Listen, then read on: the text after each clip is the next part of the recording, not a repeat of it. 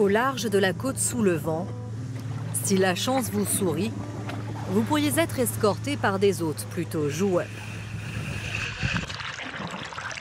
Les eaux chaudes de l'île de la Réunion sont un écrin pour les milliers de dauphins qui y ont élu domicile. L'homme et l'animal cohabitent ici depuis toujours. Ces dernières années, pour approcher les cétacés en respectant leur quiétude, une méthode unique a vu le jour. Ce matin-là, sur le port de Saint-Gilles, Emmanuel Antogiorgi se prépare à embarquer une poignée de touristes. Alors, bienvenue à tous sur le Delphine. 12 ans qu'il navigue sur les eaux réunionnaises pour faire découvrir ses richesses et permettre aux plongeurs d'approcher les dauphins côtiers. On va dans un milieu sauvage chercher des animaux sauvages.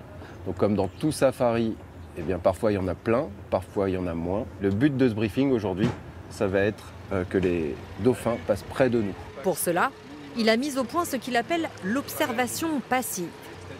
Toujours en petits groupes, avec des nageurs aguerris, équipés uniquement de palmes, masques et tubas.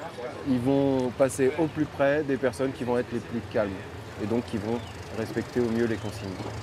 Pour espérer rencontrer les dauphins, ni drone, ni outils pour les traquer, tout se fait à l'œil. Et il faut parfois faire preuve de beaucoup de patience.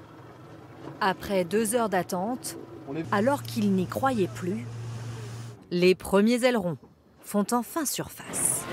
Ils sont là. Vous êtes prêts? Ouais.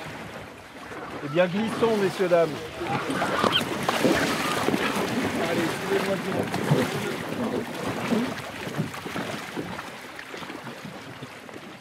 Voici la technique imaginée par Emmanuel. Main dans la main, en arc de cercle, tous doivent rester groupés pour ne pas effrayer les animaux en maintenant une distance minimum de 100 mètres. Devant toi, tu dois avoir le visuel bientôt. Ainsi, le banc de dauphins analyse cette présence humaine sur son territoire. S'il la tolère, certains cétacés effectuent alors les tout derniers mètres.